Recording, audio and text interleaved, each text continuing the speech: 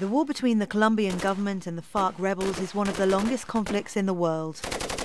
Peace negotiations announced by Colombian President Juan Manuel Santos in 2012 promised the chance of peace. But 2 years later, there's no agreement, and now the kidnapping of an army general has led to the government suspending the talks altogether.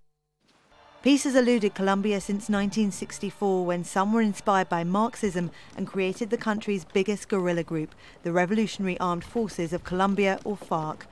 They said they needed to defend themselves from the attacks of rich landowners and the military. Throughout the conflict's history, there have been numerous unsuccessful attempts at peace. Previous negotiations a decade ago failed after an agreement to demilitarize large areas of the country allowed the FARC to grow stronger and increase the drug trafficking that fuels its operations. Other efforts to bring the FARC into civil society were ruined by violence from military and paramilitary groups. In recent years, many of the top rebel leaders were captured or killed, and the FARC's ranks were depleted by half. The most recent negotiation between the government and the FARC began in Oslo, Norway, 2 years ago. From there, they moved to Cuba, where talks focused on land ownership, the rights of victims, drug trafficking, and the rebels' reintegration into society.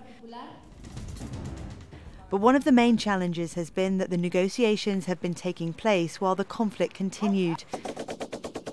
And so, after years of failed attempts at peace, the war in Colombia shows no sign of ending.